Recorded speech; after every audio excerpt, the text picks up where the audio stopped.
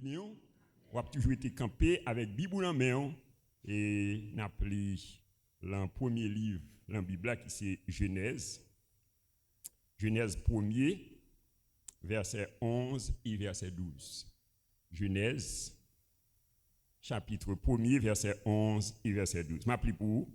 Puis Dieu dit que la terre produise de la verdure, de l'herbe portant de la semence, des arbres fruitiers donnant du fruit selon leur espèce et ayant en eux leur semence sur la terre. Et cela fut ainsi.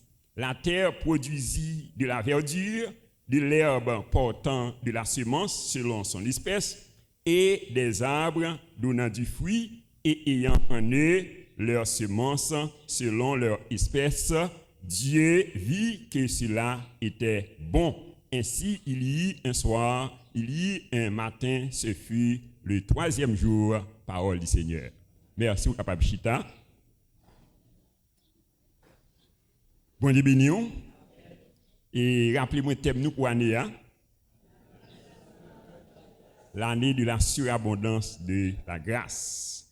Et pour pouvoir expérimenter la surabondance de la grâce, nous devons maîtriser et appliquer les lois spirituelles. Job 38, verset 33. Connais-tu les lois du ciel? Règles-tu son pouvoir sur la terre? Il y a plusieurs lois spirituelles que nous devons maîtriser et appliquer pour que nous soyons capables d'expérimenter la surabondance de la grâce. Et une loi fondamentale que nous allons aborder maintenant, c'est la loi de la semence et de la moisson. On nous dit la loi de la semence et de la moisson. Et alors, moi, dans mon là, ça y est, un avocat. OK? Donc, avocat, ça, il gagne deux parties là-dedans. Il gagne une partie comestible, c'est-à-dire une partie que nous devons manger, mais il y a là dans le tout une semence. Donc, si nous tranchons les avocats, ça, donc, il y a deux parties là-dedans, pas vrai? Donc, il y a une partie ça, ok, qui c'est partie comestible, c'est-à-dire, moins capable de manger partie ça, pas vrai? Maintenant, ça, c'est semence là. Est-ce que nous sommes d'accord? Ok. Donc, alors, semence ça, grain zaboka ça, je suis capable de dire, moi, j'ai la même là, un pied zaboka, pas vrai? Est-ce que nous sommes d'accord ça? Je suis capable de dire tout, moi, j'ai un champ zaboka. À partir de ça, je suis capable de dire un pied zaboka, je suis capable de dire tout, j'ai un champ zaboka à partir de ça. Est-ce que nous sommes d'accord? Donc, alors, chaque sac que bon Dieu ban nous, ouais, donc il y a une semence là-dedans. Est-ce que nous sommes d'accord? Donc, c'est-à-dire, moi, je dois manger, donc, ça qui comestible, même pas de manger semence là. Donc, si manger semence, ça va passer. Je ne vais pas besoin de zaboka encore. Et non seulement ça, mais si manger de zaboka, la constipé. Est-ce que nous sommes d'accord? Ouais. Donc, il a dit chaque sac que bon Dieu baou, il y a une semence. Est-ce que nous sommes d'accord? Donc, il y a une semence. C'est-à-dire, donc, vous besoin d'identifier semence là. Donc, quel que soit ce que Dieu t'a donné, il y a à l'intérieur une semence. Donc, la loi de la semence est l'une des premières lois que Dieu a établies dans l'univers. Et c'est ça nous sommes dans Genèse, chapitre 1er, verset 11 et verset 12 là. Donc, nous voyons, donc 4 fois, mot semence là, il répété dans le passage ça. Est-ce que nous identifions ça? Il dit, puis Dieu dit que la terre produise de la verdure, de l'herbe portant de la semence, ouais, des arbres fruitiers donnant du fruit selon leur espèce, ayant en eux leur semence sur la terre. Et cela fut ainsi, la terre produisit de la verdure, de l'herbe portant de la semence, selon son espèce, et les arbres donnant du fruit et ayant en eux leur semence selon leur espèce. Dieu vit que c'était bon. Mon Dieu béni.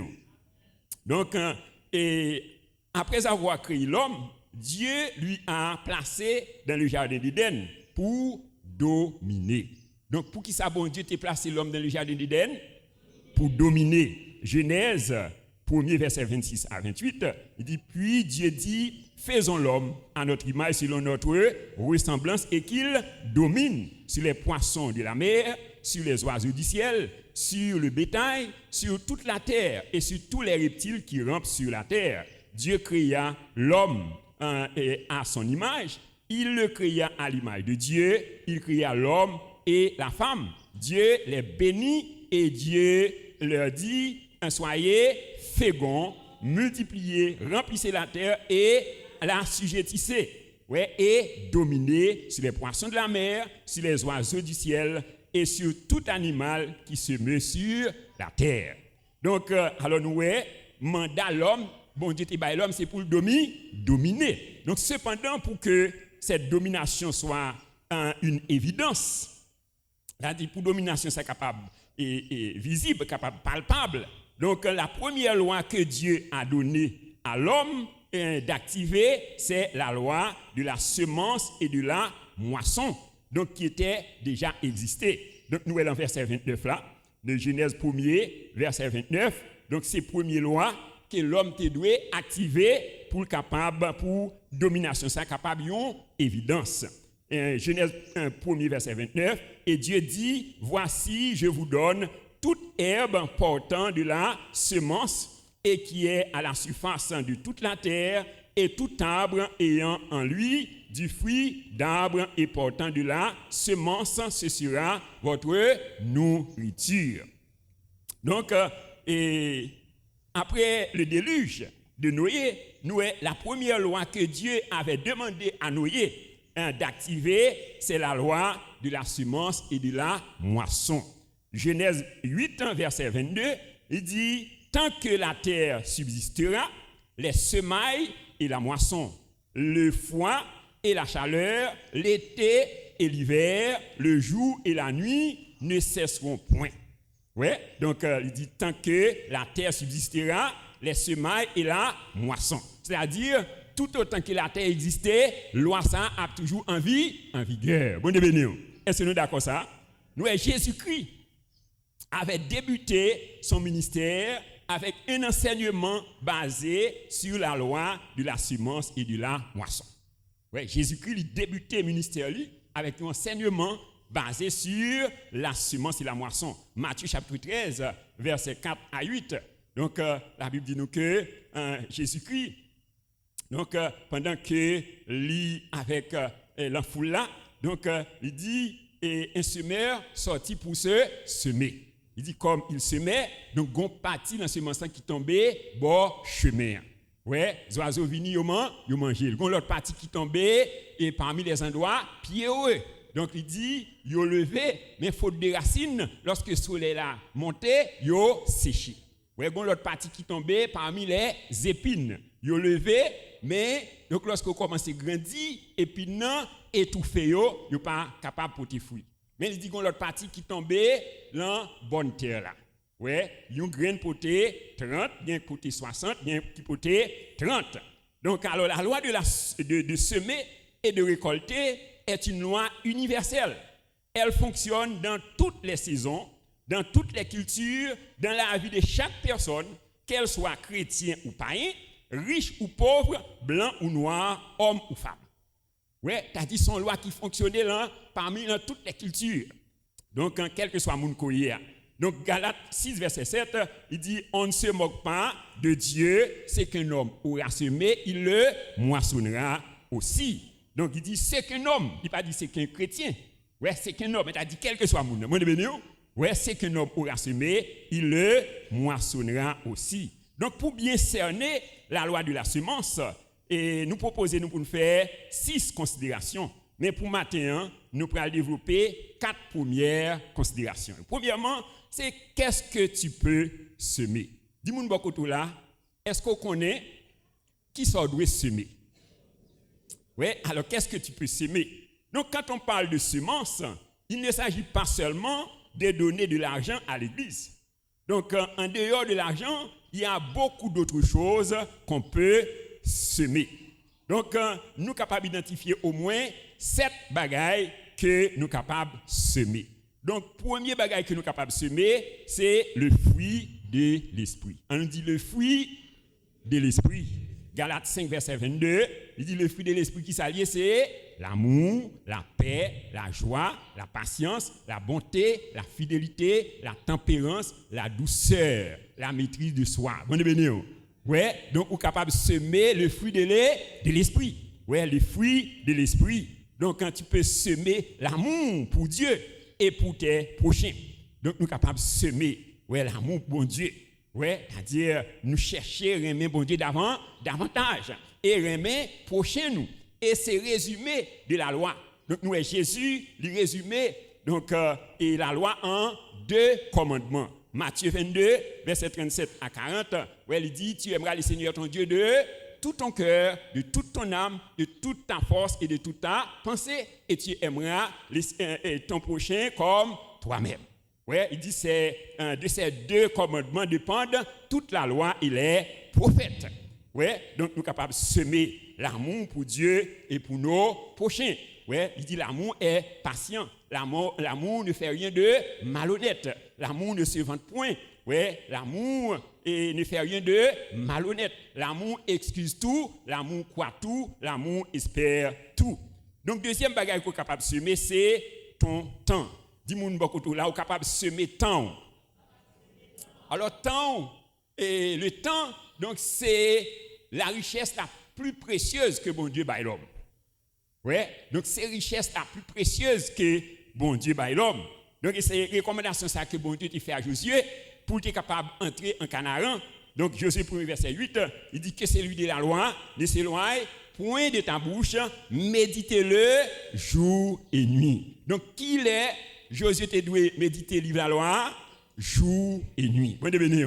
Ouais, jour et nuit. Donc et il dit que c'est lui de la loi ne s'éloigne point de ta bouche, méditez-le jour et nuit pour agir fidèlement selon tout ce qui est écrit. C'est alors que tu auras du succès dans tes entreprises, c'est alors que tu réussiras.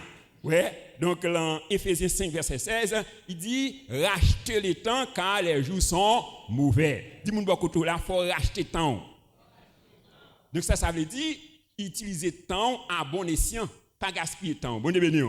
Ouais, et verset 18, il dit ne vous enivrez pas de vin, c'est de la débauche, mais soyez au contraire remplis du Saint-Esprit et entretenez-vous par des psaumes, par des hymnes, par des cantiques spirituels, chantant et célébrant de tout votre cœur les louanges du Seigneur.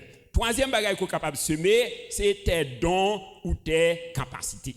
Tes dons ou tes capacités. 1 Pierre 4 verset 10, il dit comme de bons dispensateurs des diverses grâces de Dieu, que chacun de vous mette au service des autres le don qu'il a reçu. Bon béni. Dis-moi là, est-ce qu'on connaît ou recevoir de Dieu une capacité? Ouais, et ça fait dit donc comme des bons dispensateurs.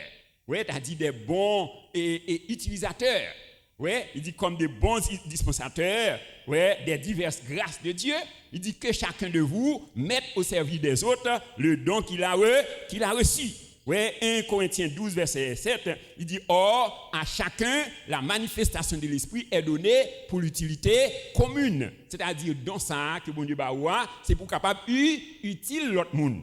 Ouais, dans Éphésiens 2 verset 10, il dit nous sommes son ouvrage ayant été créé en Jésus-Christ pour de bonnes œuvres que Dieu a préparées d'avance afin que nous les pratiquions.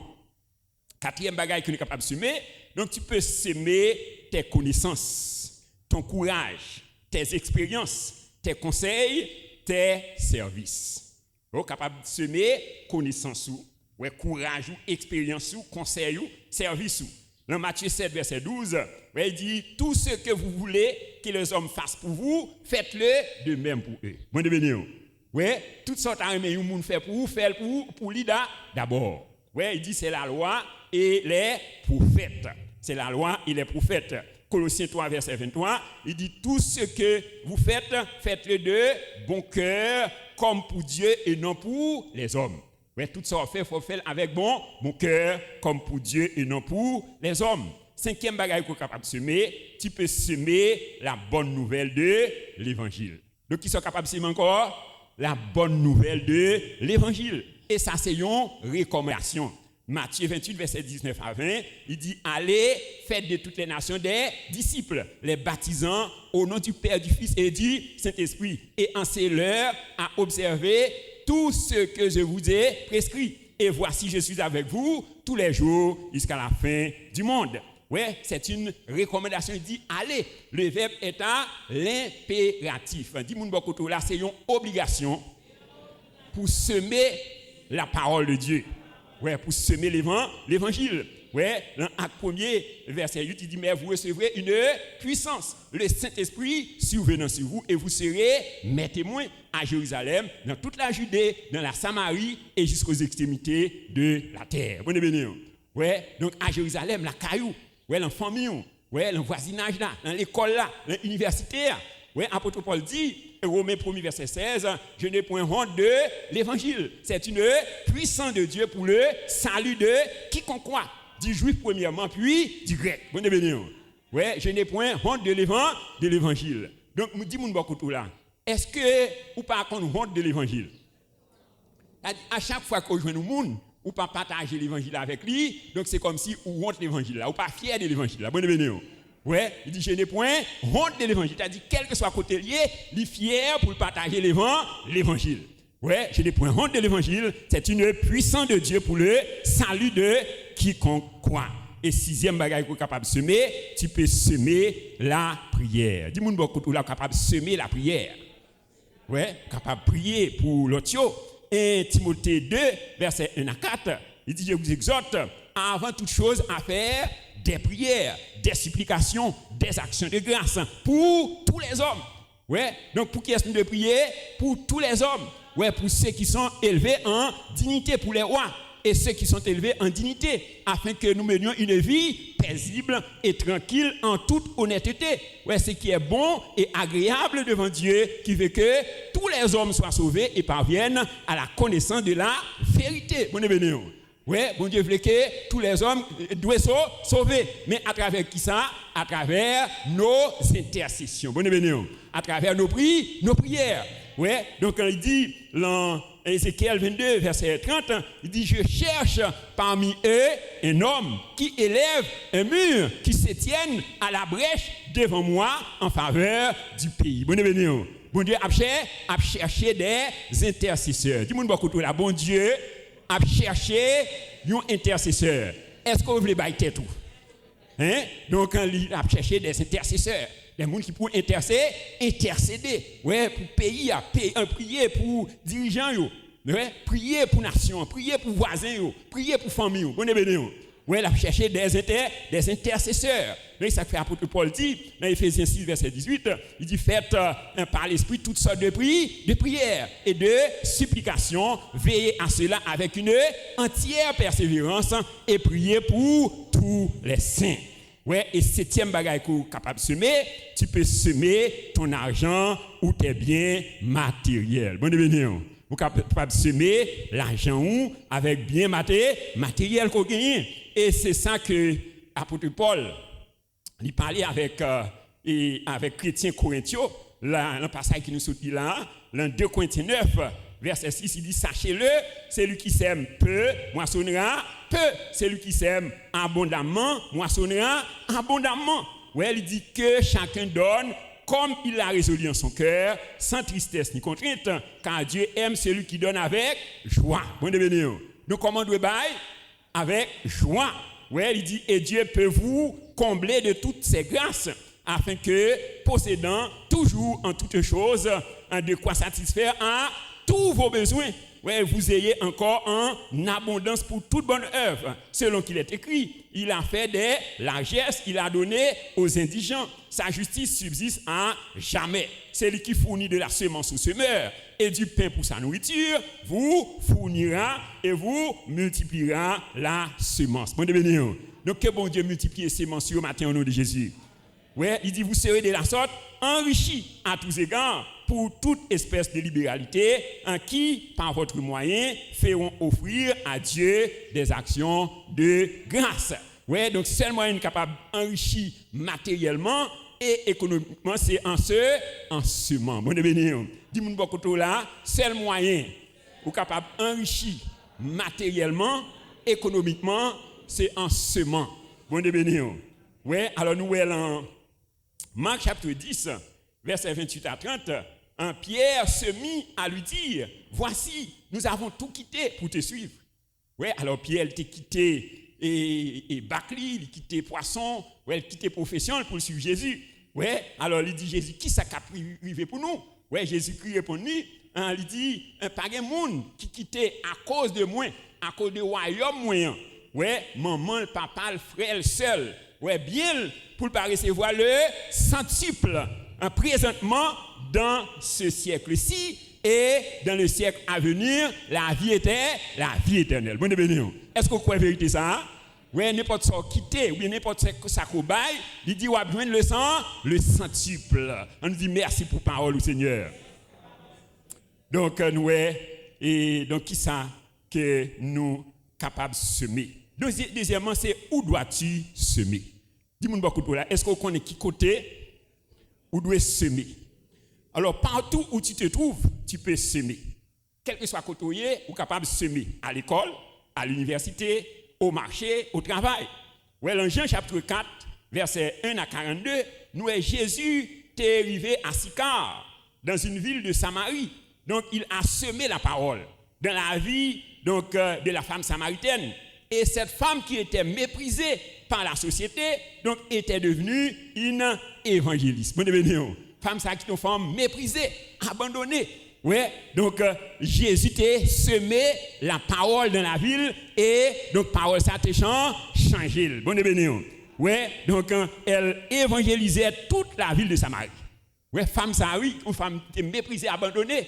Donc, le fait que Jésus ait semé la parole dans la ville, la Bible dit nous que, donc, celle lui-même, il était évangélisé toute ville là. Bon, ouais, donc, nous, donc, comment il est important pour nous semer. Donc, alors, après, appelez-moi l'histoire de ma rencontre avec le frère Charles Bélisaire. Donc, j'ai rencontré le frère Bélisaire, dans le chantier, quoi des bouquets, dernier chantier que j'ai fait sous profession. Et puis, moi, semé la parole dans la ville. Ouais, et nous voyons comment que monsieur Vin est un homme important dans le royaume de Dieu. Pas vrai? Donc, parce que monsieur semé dans la ville. Bon, bénéon.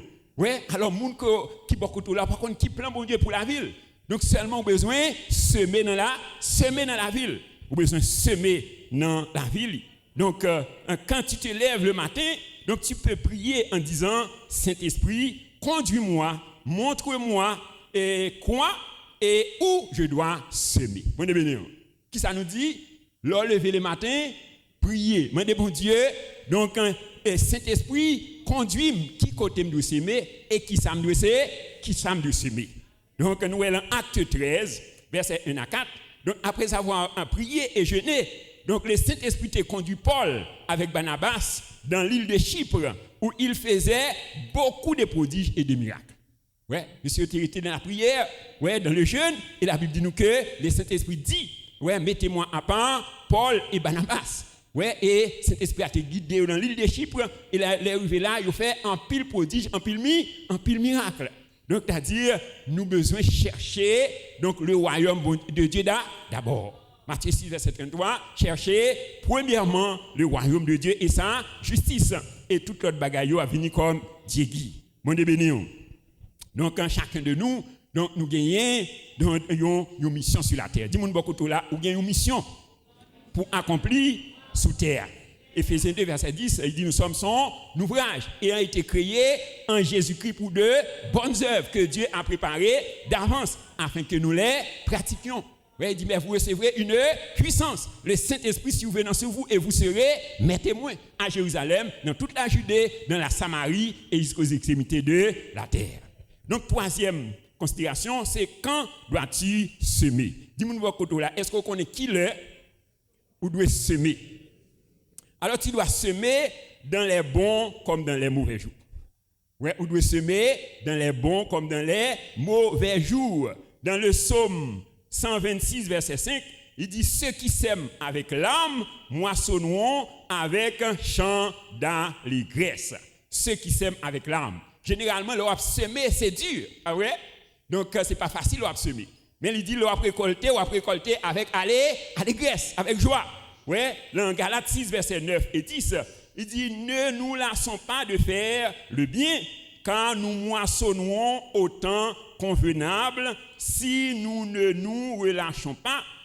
Ainsi donc, pendant que nous en avons l'occasion, pratiquons le bien envers tous et surtout envers les frères dans la foi. Ouais, pendant que nous gagnons opportunité, c'est pour nous semer. Pratiquons le bien envers tous et surtout envers les frères dans la foi. Donc nous allons Genèse 26, verset 1 à 14, la Bible parle nous de l'histoire d'Isaac. Donc quand il était trouvé à Guérar. Ouais, donc là à Guérar tu as une famine intense. Ouais, tu as une sécheresse. Ouais, et Isaac il était décidé pour descendre. Ouais, pour descendre en Égypte. Mais bon Dieu dit pas descendre en Égypte. Bon Dieu béni, il dit rester dans le pays à semer. Ouais, donc l'en période de sécheresse. Ouais, l'en période de famine. Donc bon Dieu dit à Abraham semer. Et la Bible dit nous que Abraham alors pas Abraham, Isaac. Ouais, Isaac obéit, il semer. Ouais, et la Bible dit nous que cette année-là Isaac obtient le centuple. Ouais, c'est-à-dire recevoir 100 fois plus. Et il devient riche, de plus en plus riche et fort riche. Bonne bénédiction. Ouais, parce qu'il était semé en période sécheresse. Ouais, dans 1 Roi, chapitre 17, verset 8 à 16, il parlait de la veuve de Sarepta. Donc, elle était gagné un dernier repas. Un dernier repas, dans période de famine, sécheresse. Ouais, et la Bible dit nous que bon Dieu t'a délégué, ouais, le prophète Élie à l'écoute veuve là, ouais, et lorsque le prophète Élie arrivé, il dit et prophète l'a dit donc qui sont gagnés, il dit c'est une petite farine avec une petite huile, c'est dernier repas que me gagné. Ouais, et qui ça prophète a dit, il dit allez préparer premier gâteau pour tout le monde. Bon devenir. Ouais, et nous femme n'a obéi. Ouais, et nous, la Bible dit nous que, donc, tu as une source farine qui te pété la caille femme. Bon de bénir. Tu as une source l'huile qui pété la caille femme. Bon de bénir. Est-ce que vous voulez mettre bon Dieu à l'épreuve matin? Ouais, nous, bon, femme, ça, tu mettez bon Dieu à l'épreuve. Ouais, tu mettez bon Dieu à l'épreuve. Même j'aime te mettre bon Dieu à l'épreuve. Ouais, lorsque il dit $1000.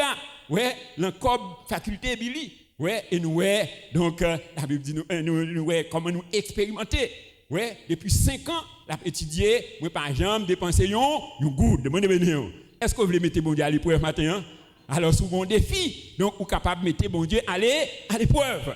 Ouais, dans 2 Corinthiens 8, verset 1 à 5, il parle de l'histoire des églises de la Macédoine. Ouais, donc, il dit nous, chrétiens, ça ils étaient pauvres en pile. Ouais, nous vous, 2 Corinthiens chapitre 8, il dit nous vous faisons connaître, frères, la grâce de Dieu qui s'est manifestée dans les églises de la Macédoine à travers la grande épreuve de leur affliction, leur joie débordante et leur pauvreté profonde, et ont produit avec abondance de riches libéralités de leur part. Ils ont, je l'atteste, donné volontairement selon leurs moyens et même au-delà de leurs moyens. Ouais. Donc, ils étaient dans la pauvreté. Mais la Bible dit nous que ils étaient bail selon moyens et même au-delà de leurs moyens. Bonne bénédiction. Ouais. Donc, quand ils étaient semés en saison sécheresse. Dans Ecclésiaste chapitre 11, verset 4 à 6, il dit celui qui observe le vent ne sèmera point. Et celui qui regarde les nuages ne moissonnera point. Donc, comme tu ne sais pas quel est le chemin du vent, ni comment se forment les os dans le ventre de la femme enceinte, tu ne connais pas non plus l'œuvre de Dieu qui fait tout. Dès le matin, sème ta semence. Bon, dis-moi beaucoup là, dès le matin, sème ta semence. Ouais, sème ta semence, il dit, et le soir, ne laisse pas reposer ta main. Il dit, quand tu ne sais point ce qui réussira, ceci ou cela, ou si l'un et l'autre sont également bons. Bon, devenir, dès le matin, sème ta semence. Et quatrième considération, c'est comment dois-tu semer? Dis-moi beaucoup tout là, est-ce qu'on connaît comment ou doit semer? Alors, quelles sont les normes bibliques à respecter lorsque nous semons? Donc, il y a au moins 5 normes bibliques à respecter. Donc, premièrement, tu dois semer avec amour et de bon cœur. Oui, comment on doit semer? Avec amour et de bon cœur. Oui, Colossiens 3, verset 23. Tout ce que vous faites, faites-le de bon cœur. Donc, comme pour Dieu et non pour les hommes. Oui, il dit, et Matthieu 5, verset 8, heureux ceux qui ont le cœur pur, car ils verront Dieu. Oui, heureux ceux qui ont le cœur pur, ils verront Dieu. Là, il dit, n'a pas bon Dieu, n'a pas la manifestation, n'a pas la puissance de Dieu. Oui, n'a pas la manifestation de la puissance de Dieu. Oui, donc dans 1 Corinthiens 13, verset 1 à 3, il dit, quand j'aurai le don de prophétie, la science de tous les mystères, mais quand j'aurai la foi jusqu'à transporter les montagnes, mais si je n'ai pas l'amour, donc ça ne va servir en rien. Bon, béni. Oui, tu as dit, quel que soit ce qu'on fait, il faut faire avec l'amour, avec un cœur pur. Proverbe 4, verset 23, garde ton cœur plus que toute autre chose, car de lui viennent les sources de la vie. Donc, deuxième critère, tu dois semer avec un esprit de sacrifice. Dis-moi beaucoup tout là. Il faut semer avec un esprit de sacrifice. Ouais, 2 Samuel 24, verset 24, il dit, je n'offrirai point à l'Éternel des holocaustes qui ne me coûtent rien. Ouais, c'est-à-dire, moi pas bail, ouais, Seigneur, non, rien qui pas coûter rien. Bon béni. C'est-à-dire, faut me faire un sacrifice, c'est-à-dire, faut ça me bail là, lui fait mal. Bon béni. Ouais, faut le faire mal. Ouais, donc nous allons en Philippiens chapitre 4, verset 18 et 19. Apôtre Paul a parlé avec Philippiens, il dit, j'ai tout reçu et je suis dans l'abondance. J'ai été comblé de biens en recevant par Épaphrodite ce qui vient de vous comme un parfum de bonne odeur, un sacrifice que Dieu accepte et qui lui est agréable. Et mon Dieu pourvoira à tous vos besoins selon sa richesse avec gloire en Jésus-Christ. Bon béni. Ouais, il dit un sacrifice que Dieu accepte. Ouais, un sacrifice. Ouais, c'est-à-dire, tu es d'accord pour faire un sacrifice pour être capable et contribuer dans la vie d'apôtre Paul. Et il dit, il te gagne toute bagaille en abondance. Ouais, en abondance. Ouais, j'ai tout reçu et je suis dans l'abondance. Et il dit, bon Dieu, acceptez sacrifice. Bon béni. Ouais, dans Genèse 22, verset 1 à 18. Donc la Bible, il parle nous de l'histoire d'Abraham. Donc il dit, bon Dieu dit à Abraham, après ces choses, il dit, prends ton fils, ton unique, celui que tu aimes, Isaac. Oui, il précise. Donc à ce moment-là, combien de petits Abraham t'a gagné? 2 petites. Oui, donc quand il t'a gagné Ismaël, il t'a gagné Isaac. Oui, donc il dit, et prends, et allez dans le lieu que je te montrerai, et là, donc tu l'offriras en holocauste. Donc la Bible dit nous que Abraham le va de bon matin. Bonne béni. Ouais, il prend Isaac, il prend tout ça qu'il a besoin pour holocauste là, il monte sous montagne là. Dans le lieu côté bon Dieu t'est désigné. Ouais, il allait, donc la Bible dit nous que l'élevé, donc il préparait holocauste, il prend Isaac, il mettait sur l'autel là et il prend épée pour égorger selon la parole de Dieu. Bonne béni. Ouais, dis-moi beaucoup là, est-ce qu'on est d'accord pour sacrifier Isaac quoi? Ouais, c'est-à-dire chaque monde nous gagnons Isaac à sacrifier. C'est-à-dire si vous voulez la gloire de Dieu, donc ça bon Dieu m'a sacrifier, il faut d'accord pour sacrifier. Bonne béni. Dis-moi beaucoup là, est-ce que tu as aimé la gloire de Dieu? Pas négliger sacrifier Isaac quoi. On nous acclame parole ça. Donc nous le fait que Abraham il était obéi. Ouais, donc la Bible dit nous que bon Dieu dit Abraham. Donc le fait que au pas refuser Isaac, celui que tu aimes. Il dit, ouais, venir, grande nation, toutes les nations de la terre seront bénies en toi. Il dit, postérité à venir tant coup, étoiles dans le ciel là, tant coup, le sable de la mer. Et on va posséder la porte de tes ennemis. Et toutes les familles de la terre seront bénies en ta postérité. Que bon Dieu bénisse au matin au nom de Jésus. Que bon Dieu bénisse postérité au nom de Jésus. Ouais, dans Luc 21, verset 1 à 4, il dit, Jésus, ayant levé les yeux, vit les riches qui mettaient leur offrande dans le tronc. Il vit aussi une pauvre veuve en qui y mettait 2 petites pièces. Et il dit, je vous le dis en vérité, cette pauvre veuve a mis plus que tous les autres, car c'est de leur superflu que ceux-là ont mis des offrandes dans le tronc, mais elle a mis de son nécessaire tout ce qu'il avait pour vivre. Bon Dieu béni. Ouais, veuve là, toute ça est gagné, il lui. Ouais, donc il dit, donc veuve ça, malgré c'est il bail plus petit, mais il dit, Jésus-Christ dit, il bail plus que tout l'autre monde. Bon Dieu béni. Ouais, alors la valeur de ta semence ne dépend pas de ce que tu as, de ce que tu as donné, mais de ce que tu as gardé pour toi après avoir donné. Ouais, valeur semence là, semence là. Donc il pas dépend de sa cobaye là, mais il dépend de sa correcté après au fin bail. Bon devenu, après au fin c'est semer. Ouais, par exemple, en sous gagner $1000. Ouais, ou mettez $100. Alors que moi-même moi gagner $100, moi bail $50. Hein? Donc qui est-ce qui baille avec sacrifice? Hein, c'est monde qui baille $50. Ouais, moun a gagné $1000, il baille $100. Est-ce que nous là? Alors on l'a gagné $100, il baille 50. Qui est-ce qui baille plus? Moun qui baille $50, il baille avec un plus de sacrifice. Ouais. Donc le moun qui baille $100, il était 900. Moun qui baille 50 ans, il était 50. Est-ce que nous là? Oui, donc alors c'est ça, la valeur de ta semence ne dépend pas de ce que tu as donné, mais de ce que tu as gardé pour toi après avoir donné. Donc, nous avons besoin bail avec esprit de sacrifice. Troisième critère, tu dois semer avec foi. Bon, vous devez semer avec foi. Oui, Hébreux 11, verset 6, il dit, or sans la foi, il est impossible de lui être agréable, car il faut que celui qui s'approche de Dieu croit que Dieu existe et qu'il est le rémunérateur de celui qui le cherche. Donc, vous devez bailler avec foi, c'est-à-dire, vous ne doit pas bailler selon la chair. Ouais, il dit, nous marchons non selon la vue, mais selon la foi. Nous marchons par la foi et non par la vue. C'est-à-dire, ce n'est pas selon sa couère. Ouais, selon mentalité, selon sa pensée, selon raisonnement. Mais on va bailler par la foi. Bon béni. Ouais, il dit, oh, la foi est une ferme assurance des choses qu'on espère et une démonstration de celles qu'on ne voit pas.